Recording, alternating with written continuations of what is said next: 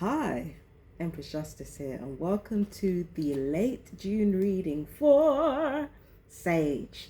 This is for Mula, Purva Ashada, and Uttara Ashada, and for any Western Sagis in the house, you can look at your Sun, Moon, and Lagna. Alright, now let's get into it. Okay, before I do though, I just have to let you know this is going to be the last reading I'm going to do for you for a while. Got to take a break, regroup, come back. You know how it is. Sometimes we've got to take breaks, Sag, okay? So now that you know that, cards. We've got the Wheel of Fortune for you. Jupiter already. I'm liking this already. And then we've got the Star card. Okay? And then we have Peridot. Now, what do these cards say? Now, the Wheel has delays are over, sudden or unexpected good luck, a new car or travel. Interesting. And it seems like there's a lot of good things coming. Okay, the Star card says, look to the future with hope and optimism, the power of faith to move mountains, happy changes that bring relief from challenging times. It seems like the two of these go together. I'm liking this, Sag. This is a very this is a very big switch up from the last reading that I gave you. And then with this card, it says here, life lessons. You can break free from recurring negative patterns by praying to know the lesson and blessing they contain. So that's basically what's accelerating any good fortune in your life at the moment. Seems like Libra, Sag, you've been going through another kind of dark night of the soul, only you've been really going deep into it. Because remember, your Scorpio is in your 12th house, right? This has been going on since the full moon in Anurada. You've really been going into your deep secret self. And now you've emerged on the other side with a renewed sense of self and a renewed sense of your purpose. So it feels like you are really making huge strides in your personal development, which is positively affecting the situation around you, positively affecting everything in your life. Okay.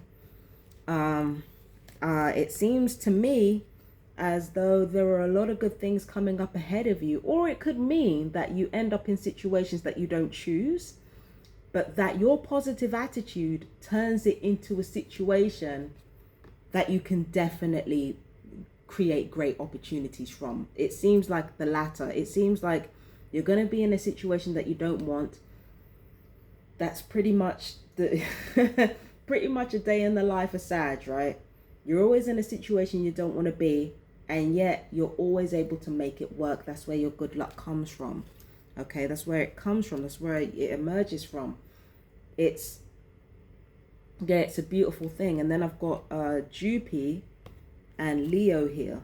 No, Jupiter and I'm going to say Mercury, Jupiter and Venus. Oh, I don't know why I'm getting the Sagittarius, but it depends on your natal chart.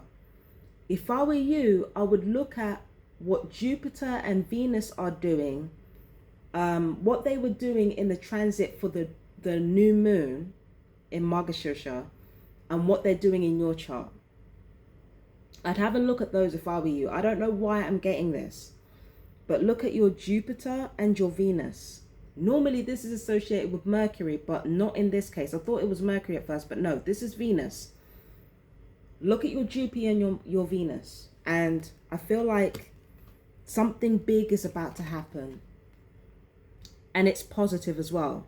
So I think you should look at those to find out what they are. And again, it's a blessing that comes from the lessons that you've learned. You've unlocked the lessons that you're supposed to learn. There are more coming, but it feels like you've unlocked the lessons that you're supposed to learn, and now things are going to move forward at an accelerated pace for the better for you. Okay, let's see what else I can get. Okay, I think that's it. So let's have a look at your notes and let's talk about where Margashirsh new moon hit. Okay, so first of all, Margashirsh new moon hit your 6th house, right, at the time. So it hit your house of your daily life, your physical health, routine. Uranus was there, so it felt like there was a shift in the way you met your daily life and in the way you handled your affairs, your hygiene and your physical health. There were changes in the way that you handled these things, and you welcomed the changes, which led to positive results, right? So instead of you're a mutable sign, you're going to do that. Like, instead of feeling like you're stuck in a particular situation, like, you kind of took the opportunity to pivot. So because of that, you are going to experience the positive aspects of having done that, the positive consequences of having pivoted so thoroughly, right? So yeah, your 6th house and your open enemies and obstacles are in the 6th house. So the way you've handled that is changed as well. Like, you've adapted to the situation that you're in. That's always been a mutable sign's greatest strength, the ability to adapt, especially a Sag, right? So that's what's been happening. You've been adapting, and your ability to adapt, your ability to pivot, that is going to really benefit you. Sorry. That is really going to benefit you. Okay. So yeah, yeah, it's your ability to pivot that's going to put you in a good situation, basically. Let me see your notes though. Hope you're ready for this. I hope you're ready for this, Sag. It says, coming out of your shell, creative career, the theatre, being on stage, rescued by faith, reborn, casino, intelligence, being clever, star spiritual leader, motivational teacher. For your important notes, we've got promotion and recognition. And then for your most important notes, you've got fame. What is going on? I feel like maybe you have a positive reaction to being seen. Like, there are a lot of people who fear being seen, sign regardless. But I feel like in your case, Sagittarius, you have less of a fear of being seen. And I think it's because some of you have worked on your insecurities. So because you haven't got that fear of being seen and you're working on your insecurities, when the time comes for you to be in the spotlight and for you to be seen properly, you're going to handle it well.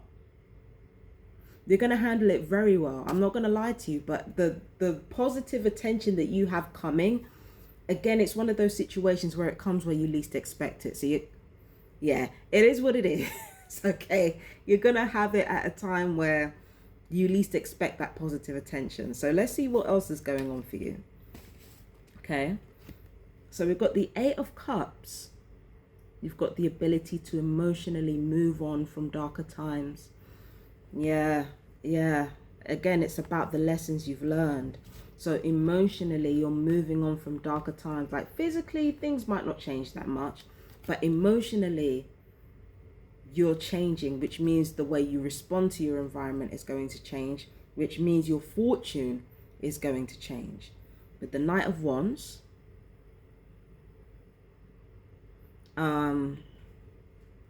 let's see. Knight of Wands, I feel like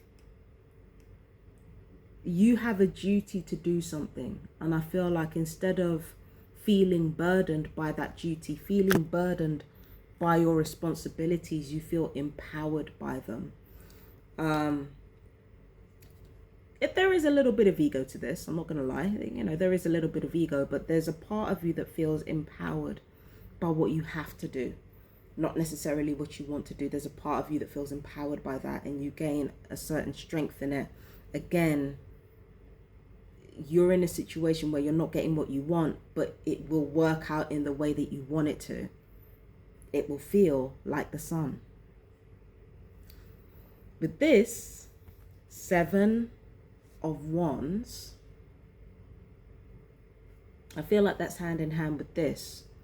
I feel like this is about you reinforcing your boundaries, but it's like you're doing it in a way that is more honey than vinegar. Do you understand what I mean? You're doing it in a way that operates on goodwill and uses positive reinforcement rather than you trying to, do the whole big I am thing. I feel like you are going to reinforce positive boundaries for yourself, but you're going to do it in a way that's empowering, that helps other people, and that helps yourself. So on top of you being seen in a more positive light and the opportunities that brings, you are also going to reinforce your boundaries and lead other people in a way that is positive and in a way that plays to other people's better qualities rather than relying on shame to get the job done. So yeah, I feel like oh, I feel like you're in for a pretty good month, Sag. I'm not gonna lie. And with the 8th house, hold on, no, that's not the 8th house. You got your 7th house coming up. So this is really a time where you are able to pacify your enemies extremely effectively and kind of erode your open obstacles extremely effectively and turn your routine and your habits into beauty, into aesthetic. So I feel like this is a really positive time for you, and I'm really looking forward to what it's going to bring you guys. Yeah, we'll see where you are, like after I come back from my break. We'll see where you are. But yeah, that was for Sag. That was for Mula, Podva Ashada, and Utara Ashada. I am Empress Justice. I will see you in the next reading. Peace and blessings. Bye bye, my darlings.